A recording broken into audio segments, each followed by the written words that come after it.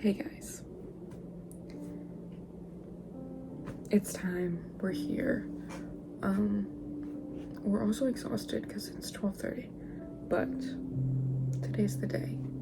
I am taking to the people to share my thoughts, to begin the journey of becoming a person that shares her thoughts. So yeah, I'm wearing a Harry Potter jacket. Don't fucking worry about it. It's actually for Epic Universe. Ministry Magic. But still. So this is gonna be my first YouTube video since I was maybe 8 years old, making Minecraft videos, but I'm gonna talk about my current state. I have been going through a big time of just emotional development and really trying to find myself as a first-year junior in college and just where I'm at in my life. So yeah, so I graduated from high school maybe 3 months ago, and high school was really important to me in weird ways. Not like the usual, like, I don't think I peaked in high school, like, socially, not like that, but in like my eyes are just so tired, in the in like an academic sense, I was so hyper focused on getting into the college I wanted to, that surprise I didn't, but it worked out. But I was just so like ready for that part of it that I didn't worry about anything socially. I didn't consider a lot of things in ways that I wanted to. And so now being out of high school is really weird to just be by myself, just alone, and it's not about school really anymore. It's about me, and I'm responsible for everything. And that is really hard to come to terms with. Like, saying that out loud is like honestly freaking me out. But I also live at home. Like, I'm 2 semesters into college and I do live at home. It is hard to stay at home emotionally, to feel like I'm growing, to feel like I'm moving on, but also like, why is everyone around me going to live in dorms and I still live here? And that part of it is interesting, but I feel very independent. My senior year of high school, I lived an hour away from my school and my job, and I made that drive by myself every day. And so that part of it, I had already been doing something, and I was already very independent. But it's different now. I don't know. The other part of it is that when I graduated high school, I already had my associate's degree and my ACE diploma. So I came into college, like I said, I'm my first year junior. I'm in junior standing, but it's my first year at UCF, and it is hard to be so far ahead and have to make the decisions. Like, my major, I can't really change it now, because if I do, it's like I'm kind of fucking everything up.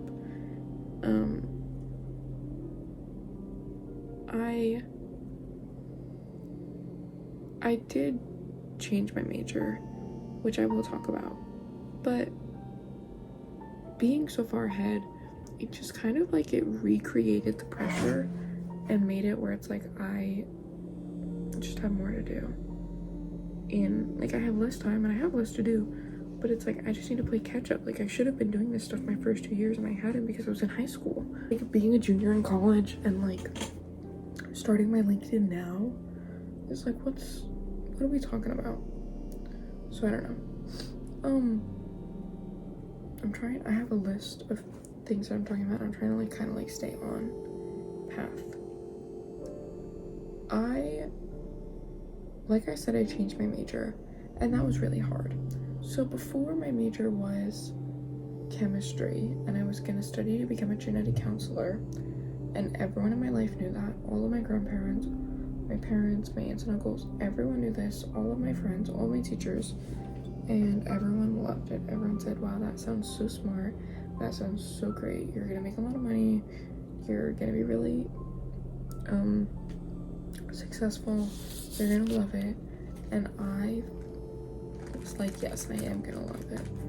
And then I realized that the plans I've had to work at Universal through college is what I cared about. I did not actually care about studying chemistry and becoming a counselor. I didn't want to do that. I was more excited about Universal. So I did then change my major on a whim one night and not tell my parents to theme park and attraction management. And that was hard. It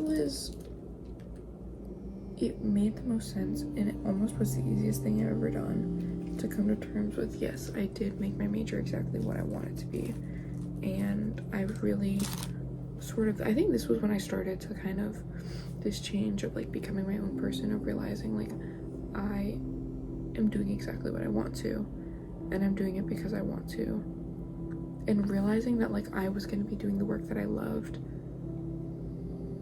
lifted a huge weight off my shoulders, but it also started a fresh wave of just horrible anxiety, like truly like crippling. Like I haven't felt crippling anxiety like this since my sophomore year of high school,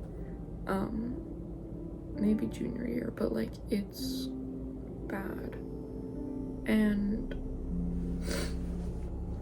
so I changed my major, and I didn't tell anyone for a minute. I didn't tell my family, I told my friends. My friend actually was the one that changed it. And then I told my parents a few weeks later, and I just felt like they were gonna be so disappointed. And my dad had the best response. I mean, he really was like, this seems exactly like what you should be doing, like this is perfect for you. And my dad has always been my number one, that like understands me and is there for me no matter what. Like my dad is just my number one, always.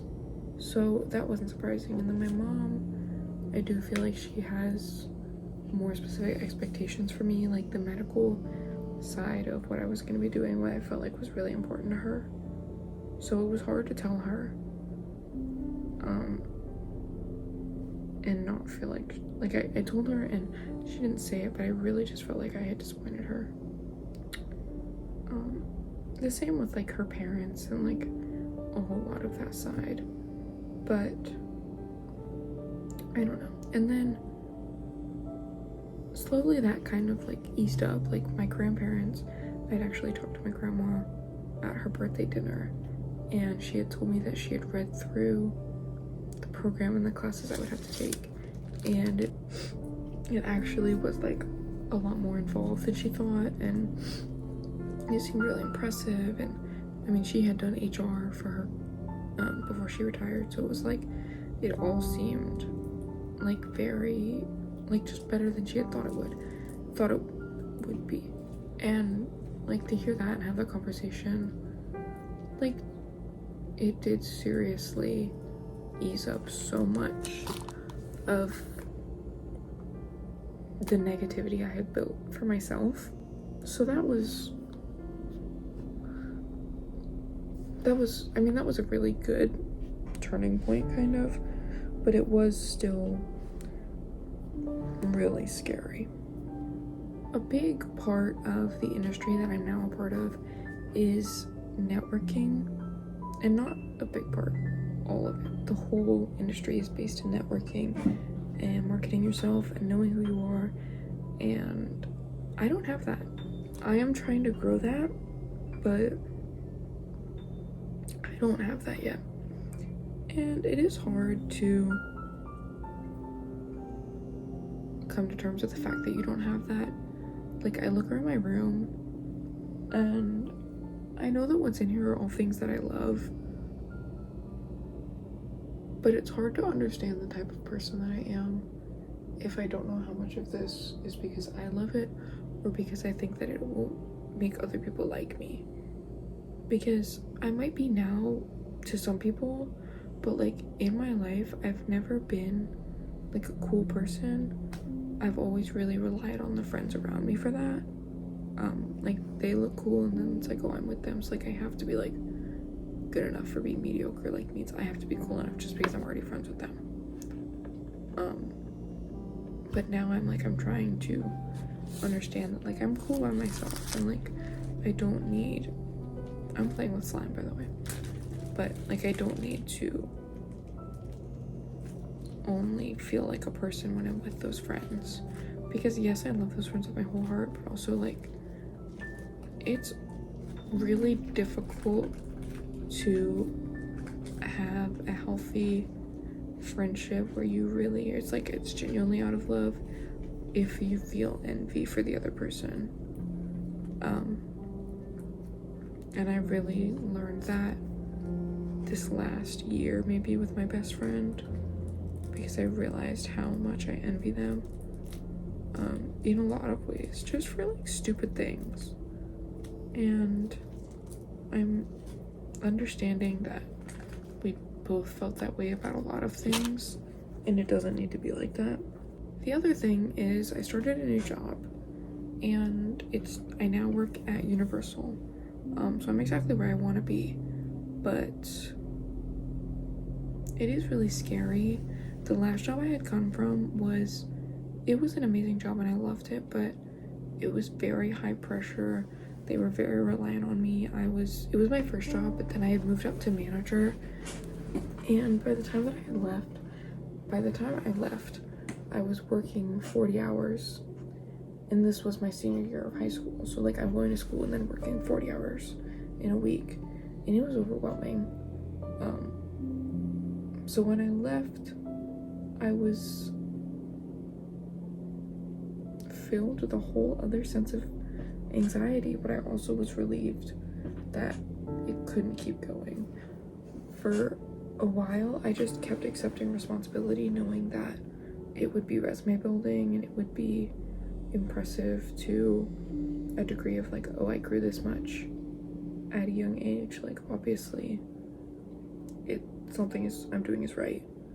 But then I realized like it's not worth it if I'm not being properly paid for my time, if I don't feel happy about what I'm doing, if I don't feel fulfilled.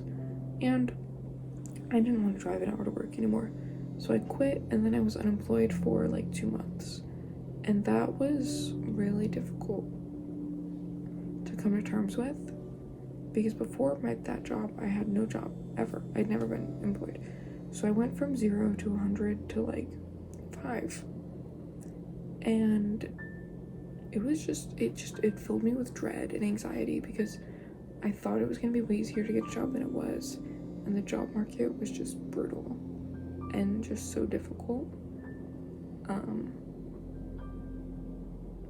So it was just rough, and again I was just filled with such like horrible anxiety constantly, just feeling like a loser because I lived at home, I was doing online classes, I didn't really know what my career was gonna look like. I had just changed my major, I didn't have a job, I couldn't get a job, I applied so many places, no one would interview me, no one would reach out to me, and it's like I was a hiring manager, I was a shift manager, I knew how to do inventory, I had learned schedules, I learned how to count drawers, I had customer service awards, I had certifications, I had 200 volunteer hours I was the president of multiple clubs, I had a college degree, like I had like everything that they should be looking for, and I just like wouldn't even get a call back. But then I got the job that I'm at now and I love it. It's so different. It's so like there's no pressure to be the best. There's no pressure to manage people. It's just like they're understanding, they're empathetic of their employees. It's fun. It's so much, it's very fulfilling compared to where I was before. And I loved my old job. I'm not trying to say that I didn't. It's just, it was not working for me anymore, and I had to leave. Now I'm kind of in this phase of coming to terms with myself, what the rest of my year is gonna look like, what I'm doing by myself, how I'm gonna be a person, what I'm gonna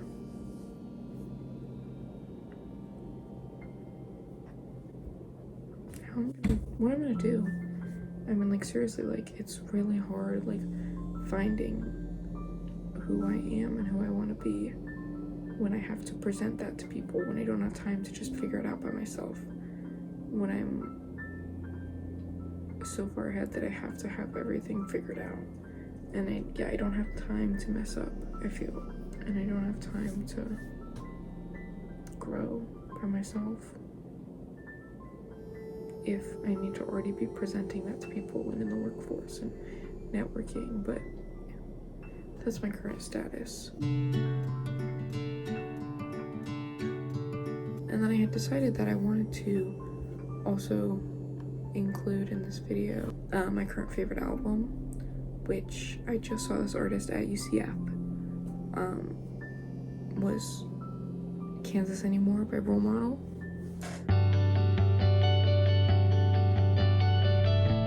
It's my favorite album right now. It's very, like, it's one of those albums that I know is gonna be absolutely critical to my development as a person. Like, Hairstyles 1, Hot Fuss by The Killers, Title by Fiona Apple, Speak Now by Taylor, By and by Camp. Like, there's a lot of, I mean, not a lot, there's probably like 15 good ones of those albums that I could list, and this is one of them. It's very, like, sometimes it's some songs like Writings on the Wall, Super Glue, Deeply Still in Love, Scumbag are very, like, fun, like, you get hype, and, like, it's not just like poppy music, it's like oh, you know, like, you get it, like, it hits you, but, like, it's good. Or there's like obviously, like, Francis, Oh Gemini, So Far Gone, Compromise, Something Somehow Someday, that, like, are sad and, like, really hit you in like a different way. So I think this album has something for everyone. It is a good length, a good 13 songs, a good 40 minutes. Every single song is so good. Like, hearing it live at UCF really even, like, made it greater, and it's just so good. Like, I consider this album, like, it's a 10 out of 10. It's a perfect album. I love it, and I don't think that I'll ever move on from it. So if you guys haven't listened to it, you need to listen to it, because Tucker is writing fucking bars and people aren't giving him enough attention. So that's my video. I mean, I don't really have anything else to talk about, I don't think. I mean, I could talk all day, but I'm so tired and I don't really need to do that. So if there was anything that I said that resonated with you, or you felt like I was able to say something that you were like, wow, I felt understood, then I'm glad I could do that. If you just like listening to me talk, then thank you. There will be more. I don't know what I'm gonna post yet. I think I'm gonna do my top albums of 2024. And probably just like a vlog, going to school or Universal or something. So yeah, if you guys want that, then you can subscribe. Go ahead and smash that like button, leave a comment down below. So that's all. Thank you guys for watching. Peace out.